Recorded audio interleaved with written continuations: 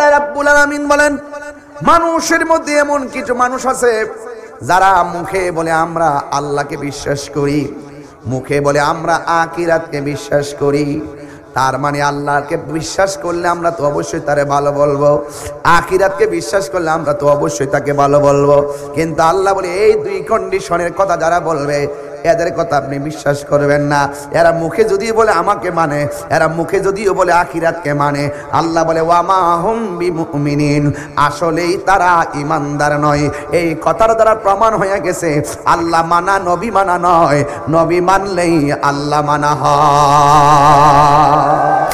আল্লাহ মানা নবী মানা নয়, নবী মানলেই আল্লাহ মানা হয়। বুঝতে অসুবিধা হয়?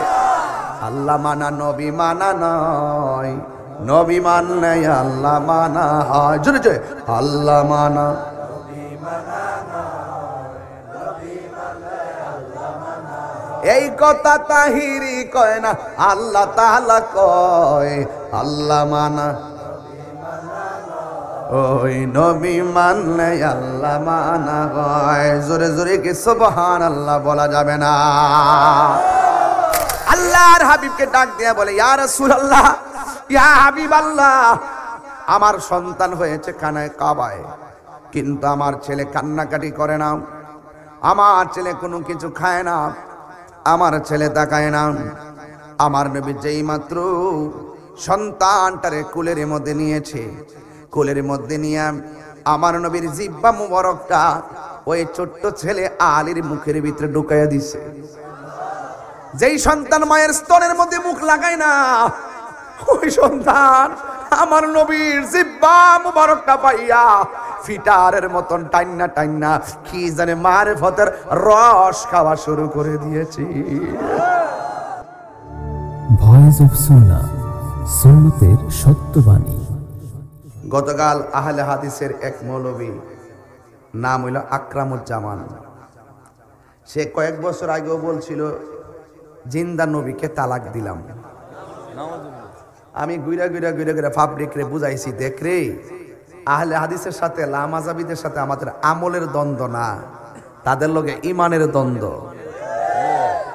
আমি আর বুঝাইতাম পারছি না কেউ রে। সবাই কয় এরা তো নামাজ ঠিকই পড়ে, হ্যাঁ, হানাফি শাফি মালিকি হাম্বলি এক এক তরিকায় মক্কা মদিনায় গেলে তো কত স্টাইলে নামাজ পড়ে। আমি আরে বাড়া বুকুরে করে হাত বাঁধক আর নাবি নিচে বান্ধব, 20 টাকাত পড়ুক 8 টাকাত পড়ুক, এই গ্রুপটার লোক তো মূলত আমল নিয়ে দ্বন্দ্ব না, এদের সাথে ইমান নিয়ে দ্বন্দ্ব। এই মৌলবী এইবার শবে বরাতে গত পরশুদিন কি বক্তব্য দিছে শুনছেন তো আপনারা?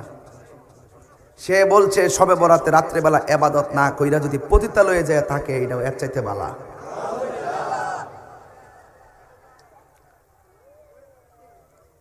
তাইলে মূলত এদের সাথে কি আমলের দ্বন্দ্ব না ইমানের দ্বন্দ্ব? তো যে ব্যক্তি বলছে শবে বরাতের রাত্রে সারা রাত্র ইবাদত না কইরা পতিতালয়ে যায় থাকা উত্তম, আরো ভালো, সে কি মুসলমান? সে কেন মুসলমান না সেটাও বলতেছি। আল্লাহ যে কোরআনে বলছেন লাইলাতুম মুবারাকা, ইন্না আনজালনাহু ফি লাইলাতিম মুবারাকা, এই মুবারকময় রাত যতটা আছে তাফসীরের মাধ্যমে একটা হলো লাইলাতুল বরাত। সে আল্লাহ পাকের সেই মুবারকময় রাতকে অস্বীকার করেছে। আর 2 নম্বর, আমার নবী এই লাইলাতুল বরাতের ব্যাপারে বলছেন সেটা কোন রাত? লাইলাতুন নিসফি মিন শাবান, এটা হলো শাবানের 14 তারিখ দিবাগত রাত। এই দিক দিয়ে সে আমার নবীর হাদিসকে অস্বীকার করছে। কথা বলেন ঠিক না বেঠিক? তো কোরআনের আয়াত, রাসূলের পাকের হাদিস, মান কাযাবা আলিয়া মুতাআম্মিদান ফালিয়াতাবাওয়া মাকআদাহু মিনান নার, যেই ব্যক্তি নিজে নিজে মন গড়া ভাবে হাদিস নবী পাকের বিরুদ্ধে মিথ্যা কথা বলে এবং যে মিথ্যা হাদিস বর্ণনা করে, যে ব্যক্তি নবীজির উপরে মিথ্যা চাপিয়ে দেয়, সে যেন তার ঠিকানাটাকে জাহান্নামের মধ্যে করে নিল। আর হালালকে হারাম জানা, হারামকে হালাল জানা কুফরি। এই জন্য ওই মৌলবী কাফের হয়ে গেছে। ওই মৌলবী কি হয়ে গেছে? কাফের হয়ে গেছে। তবে আমি পরিষ্কার ভাষায় এই কচুয়ার জমিনে বলতে চাই, আমার মনে হয় আকরামুজ্জামান লাইলাতুল বরাত আর শাবানের চাঁদের এই বরকতপূর্ণ শবে বরাতকে পতিতালয়ের সঙ্গে তুলনা করছে। এই লাইলাতুল বরাতকে পতিতালয়ের সাথে তুলনা করে সে মনে হয় প্রমাণ করতে চেয়েছে তার জন্মটা হয়েছে পতিতালয়ে। আর আমরা এই তারিখে গোসল করে সুন্দর করে সুগন্ধি লাগিয়ে হালুয়া রুটি খেয়ে বেশি বেশি হালুয়া রুটি খেয়ে মা বোনদের ঘরের ভিতরে মা বোনদের জায়গা করে দিয়ে সন্তানদেরকে আঙ্গুলে হাতের শিকল বানিয়ে আমরা এই শবে বরাতের রাত্রে আল্লাহর ঘরে মসজিদে গিয়ে ইবাদত করব, নামাজ পড়ব, রোজা রাখবো, জিকির করব, মাজার জিয়ারত করব।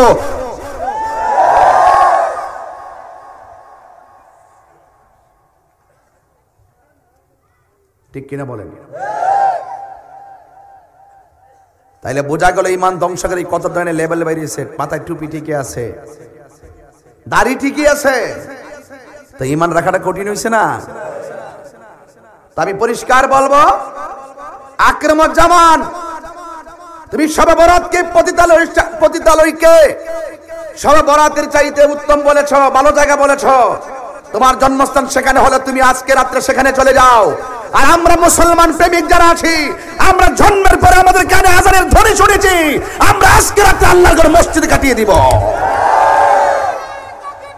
আল্লাহ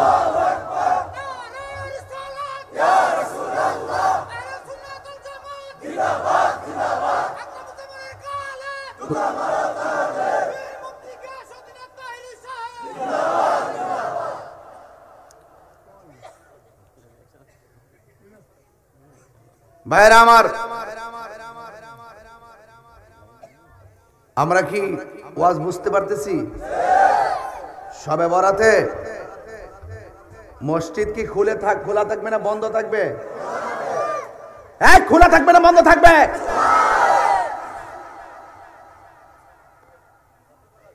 হালুয়া রুটি চলবে না বন্ধ থাকবে? ছোট বাচ্চাদেরকে হালুয়া রুটি বানাবেন, এটা আমাদের মুসলমানদের সংস্কৃতি। আরে বিভিন্ন অনুষ্ঠানের ভিতরে কত পিঠা তুলি বানায়, রং তুলি বানায়, সেখানে তোমাদের ফতোয়া নাই। আর এখানে এত বড় একটা বরকতময় রাত আমরা আনন্দের সঙ্গে আমরা উদযাপন করি, এটা মুসলমানদের ইমানি সংস্কৃতি। কথা বলেন ঠিক না বেটি? আর খাওয়া বেদাত আমার জন্মের পরে শুনছি না। বেদাত কারে এখন সংজ্ঞাই মনে হয় তারা জানে না। ভাত খাওয়া বেদাত, হালুয়া খাওয়া বেদাত, রুটি খাওয়া বেদাত, আর ইবাদত করা বেদাত আমার জন্মের পরে শুনছিলাম না। এখন ওই মৌলবীরার মুখ থেকে শুনি। রাসূল বলছেন ফরজ নামাজ পড়ে সাধারণ বান্দা খাঁটি বান্দা হয়ে যায়। আর ফরজ নামাজের পাশাপাশি যারা বেশি বেশি নফল ইবাদত করে এরা বান্দা থেকে আল্লাহর বন্ধু হয়ে যায়। আনুষ্ঠানিকতা আমরা কি শবে বরাতের নামাজকে কি ফরজ মনে করি, ওয়াজিব মনে করি? তো নফল নামাজ পড়ার বিধান শরীয়তে আছে না নাই? এগুলার জুতা দেয়া পিটানোর দরকার। এগুলা আমাদের মতো পাবলিকের সামনে আইসা বলে না, ওরা ঘরের কোনাত বইসা বইসা ভিডিও বানায় ছাইরা দে, আর ইসরায়েলের ডলার খায়া বড় বড় ভবন সাজাইতেছে। কথা বলেন ঠিক না বেঠি? আর নাহলে একজন মুসলমানের মুখ দিয়ে আসতে পারে না যে শবে বরাতের রাত্রে ইবাদত করার চাইতে পতিতালয়ে যাওয়া অনেক উত্তম। নাউজুবিল্লাহ গণ। এর জন্ম হয়েছে পতিতালয়ে, খবর নিয়ে দেখেন। আমরা কানে আজানের ধ্বনি ঢুকছে, এই জন্য এই রাত্রে আমরা মসজিদে যাব। কথা বলেন ঠিক কিনা? নামাজ শেষ করে গুরুস্থান যাবেন, কবর জিয়ারত করবেন, সারা রাত কোরআন তেলাওয়াত করবেন, বেশি বেশি নামাজ পড়বেন, দুরূদ শরীফ পড়বেন, কবর জিয়ারত করবেন, ফজরের নামাজ পড়ে তারপরে ঘুমাবেন। রাজি আছি না নাই বলেন? আছি না নাই বলেন? আল্লাহ আমাদের সকলকে বুঝার তৌফিক দান করুক, আমিন কন। আমার যুবক ভাইয়েরা, আমার মুরব্বী বাবাজিরা, হ্যাঁ যুবকরা বুঝে না। আমার যুবকরা আজকে কি বুঝতে পারছো? কোন কোন যুবকগুলো বুঝছো? হাত তোলো তো দেখি। ফাঁকে ফাঁকে দেখেন কে হাত তোলে না, হেরে দইরা লইেন। হ্যাঁ সবাই বুঝছো তো যুবক? ইনশাল্লাহ আজকে পাঞ্জাবি টুপি সুগন্ধি লাগায় মসজিদে যাব, হালুয়া রুটি খাবো, আর ওরা দেখে দেখে চলতে থাকবে। কথা বলেন ঠিক কিনা?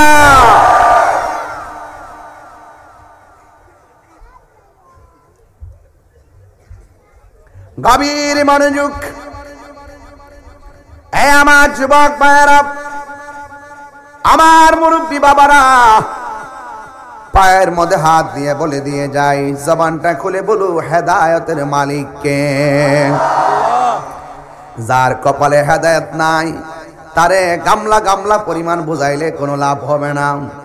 খাতামাল্লাহু আলা কুলুবিহিম ওয়া আলা সামউহিম ওয়া আলা আবসারিহিম গিশাওয়াতু ওয়া লাহুম আযাবুন আযীম।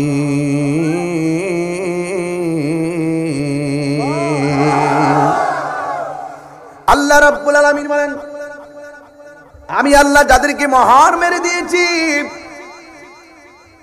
তাদেরকে আপনি বুঝান আর না বুঝান, আনজারতাহুম আম লাম তুনজিরহুম লা ইউমিনুন।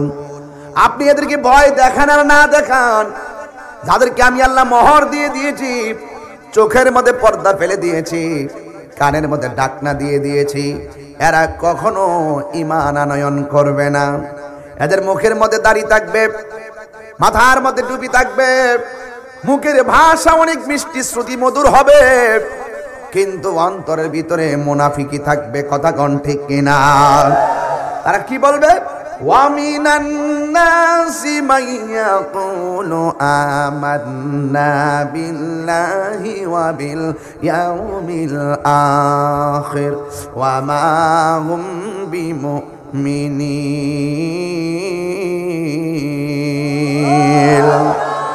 আল্লাহ রাব্বুল আলামিন বলেন, মানুষের মধ্যে এমন কিছু মানুষ আছে যারা মুখে বলে আমরা আল্লাহকে বিশ্বাস করি, মুখে বলে আমরা আখিরাতকে বিশ্বাস করি। তার মানে আল্লাহকে বিশ্বাস করলে আমরা তো অবশ্যই তারে ভালো বলবো, আখিরাতকে বিশ্বাস করলে আমরা তো অবশ্যই তাকে ভালো বলবো। কিন্তু আল্লাহ বলে এই দুই কন্ডিশনের কথা যারা বলবে এদের কথা আপনি বিশ্বাস করবেন না। এরা মুখে যদিও বলে আমাকে মানে, এরা মুখে যদিও বলে আখিরাতকে মানে, আল্লাহ বলে ওয়ামা হুম বিমুমিনিন, আসলেই তারা ঈমানদার নয়। এই কথার দ্বারা প্রমাণ হয়ে গেছে আল্লাহ মানা নবী মানা নয়, নবী মানলেই আল্লাহ মানা হয়। অনেক দামি কথা বলছি। আলা আলা ঈমান আল ঈমানলা মুহাব্বাত আলা, যার অন্তরে নবীর মহব্বত নাই তার ঈমান নাই। কথা বলেন ঠিক কিনা? ভালোবাসার জায়গা মদিনা, ভালো লাগার জায়গা মদিনা, বলো ভালোবাসার ভালোবাসার জায়গা মদিনা, বলো ভালোবাসার জায়গা মদিনা। এত সুন্দর জায়গা কোথাও দেখি না, এত না সাজিয়েছেন দয়াল রব্বানা, সাজিয়েছেন ভালোবাসার জায়গা মদিনা, বলো ভালোবাসার না, বলো ভালোবাসার। ও আমার যুবক ভাইরা, যতই দরুদ পড়ি তৃপ্তি মিটে না, যতই না আশেকে চারা অন্য জানে না, আশেকে চারা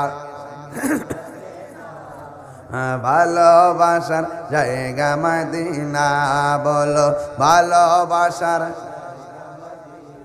একই দিন কবরে যাব, কেউ তো যাবে না, একই দিন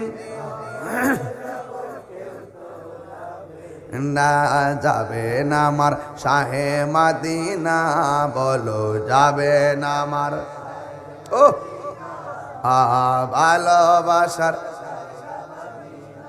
বলো ভালোবাসার জায়গা মদিনা,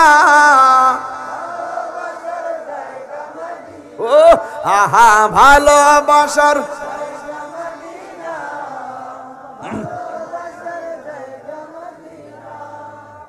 আমার জীবনে অনেক বেশি গুনাহ, আমার না তাই হাবিবের কদম ছাড়ব না, তাই হাবিবের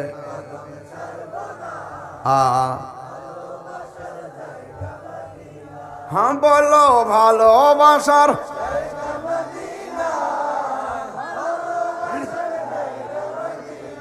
মাদিনা শরীফে নূরের খাজিনা, মাদিনা নূরের খাজিনা, পাগল ছাড়া অন্য দেখে না, আশেক ছাড়া ভালোবাসার না, বলো ভালোবাসার ভালোবাসার জায়গা মদিনা। একই দিন কবরে যাব, কেউ তো যাবে না, একই দিন না যাবে না আমার শাহে মদিনা, যাবে না আমার ভালোবাসার হ্যাঁ বলো ভালোবাসার হ্যাঁ বলো ভালোবাসার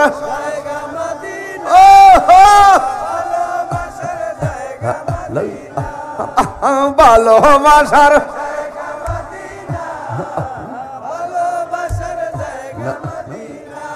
জোরে কন্যা সুবহানাল্লাহ মাশাআল্লাহ। গজল গাইলে টাকা আসে, আগে জানছিলাম না রে বাজি। এমন যদি জানতাম শুরুতেই 10টা গজল গায়া বান্ডেল বইরা বাড়ির যাইতাম না। প্রেম আছে বলেই পৃথিবীটা এত সুন্দর, কথা বলেন ঠিক কিনা? এই জন্য আমার যুবক ভাইরা, আল্লাহ মানা নবী মানা নয়, নবী মানলেই আল্লাহ মানা হয়। বুঝতে অসুবিধা হয়? আল্লাহ মানা নবী মানা নয়, নবী মানলে আল্লাহ মানা হয়। জোরে জোরে আল্লাহ মানা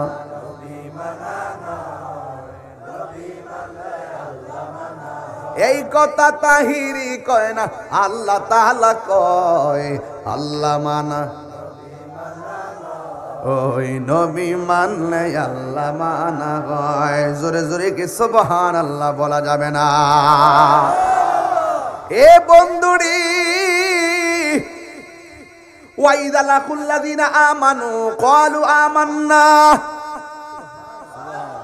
এই মুনাফিকরা যখন মুমিনের সঙ্গে মিলিত হয় তারা বলে আমরা তো ঈমানদার।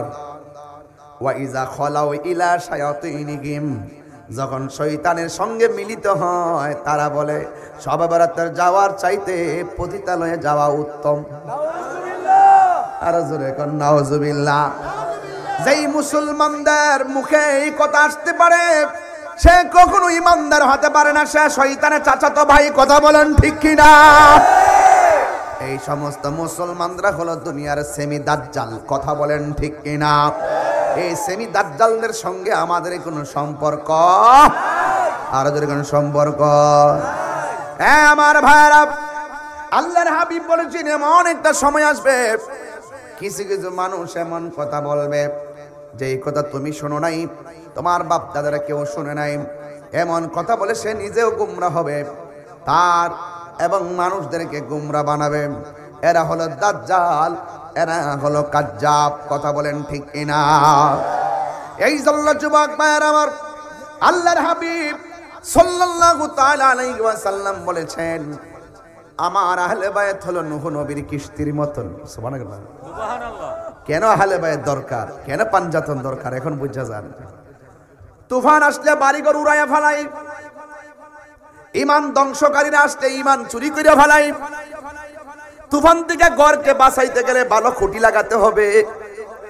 আর আপনার ঈমানকে রক্ষা করতে, ঈমান চোরদের কবল থেকে ঈমান রক্ষা করতে গেলে আহলে বায়াতের মহব্বত হৃদয়ে ধারণ করা লাগবে। কথা বলেন ঠিক কিনা? আহলে বায়াতের মহব্বত ধারণ করে থাকবে। ঈমান চোররা কোনদিন ঈমান চুরি করতে পারবে না। আমার নবী কেন নূহ নবীর কিস্তির সঙ্গে আহলে বায়াতকে তুলনা করেছেন, তার কারণ আছে। নূহ নবীর কিস্তির মধ্যে যারা উঠেছে প্লাবন থেকে তারা বেঁচে গেছে, আর আহলে বায়াতের মহব্বত যারা হৃদয়ে ধারণ করে রাখবে, ঈমান চুরদের উত্তাল ভয়ঙ্কর ফাঁদ আর ঢেউ থেকে আমার আল্লাহ ওই আহলে বায়াত প্রেমিকদেরকে রক্ষা করবে। কারণ আহলে বায়াত প্রেমিকরা জীবন দেয় কিন্তু ঈমান দেয় না। কথা বলেন ঠিক কিনা? আল্লাহর হাবিব সাল্লাল্লাহু আলাইহি ওয়াসাল্লাম বলেন, আল্লাহুম্মা হাউলাই আহলে বাইতি, ও আল্লাহ এরাই হলো আমার আহলে বায়াত।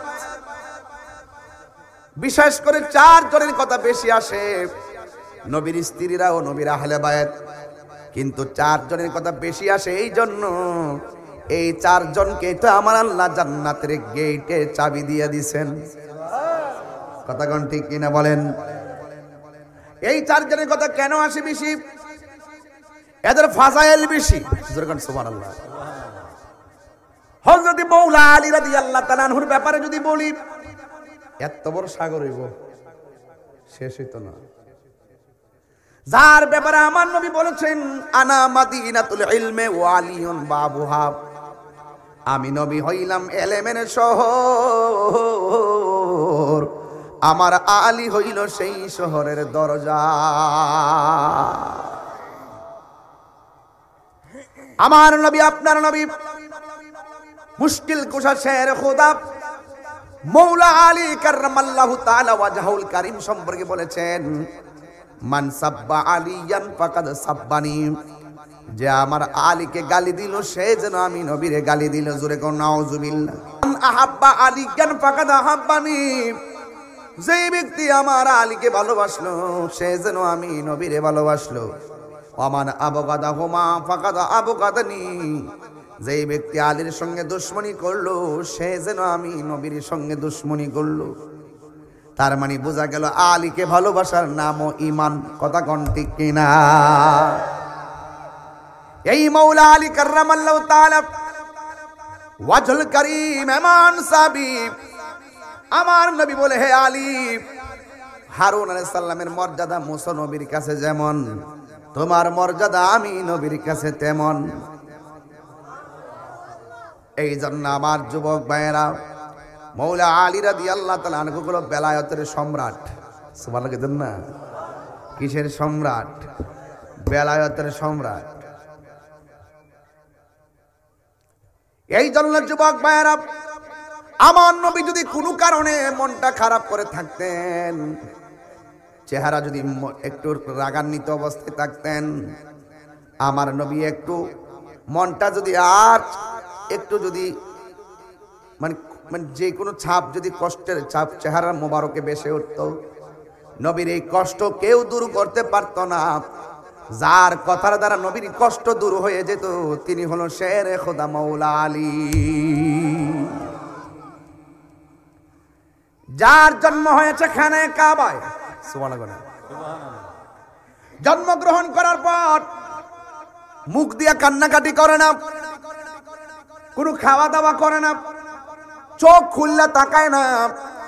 লুন্তির কোনো মাকে যদি বলেন তোমার ছেলে 3টা সমস্যা তোমার কাছে কেমন লাগে, মা বলবে 3টা সমস্যার কারণে আমার মনের ভিতরে শান্তি নাই। বাচ্চা কানলেও জ্বালা, না কানলেও জ্বালা। কিন্তু ওই আলী রাদিয়াল্লাহু তাআলা আনহুর মায়ের নাম হলো ফাতেমা। ওই ফাতেমা সোজা আমার নবীর কাছে গিয়েছে, আল্লাহর হাবিবকে ডাক দিয়ে বলে, ইয়া রাসূলুল্লাহ, ইয়া হাবিবাল্লাহ, আমার সন্তান হয়েছে খানায়ে কাবায়, কিন্তু আমার ছেলে কান্নাকাটি করে না, আমার ছেলে কোনো কিছু খায় না, আমার ছেলে তাকায় না। আমার নবী যেই মাত্র সন্তানটারে কোলের মধ্যে নিয়েছে, কোলের মধ্যে নিয়ে আমার নবীর জিহ্বা মুবারকটা ওই ছোট্ট ছেলে আলীর মুখের ভিতরে ঢুকাইয়া দিছে। যেই সন্তান মায়ের স্তনের মধ্যে মুখ লাগায় না, ওই সন্তান আমার নবীর জিহ্বা মুবারকটা পাইয়া ফিটারের মতন টাইন্না টাইন্না কি জানে মারিফতের রস খাওয়া শুরু করে দিয়েছি।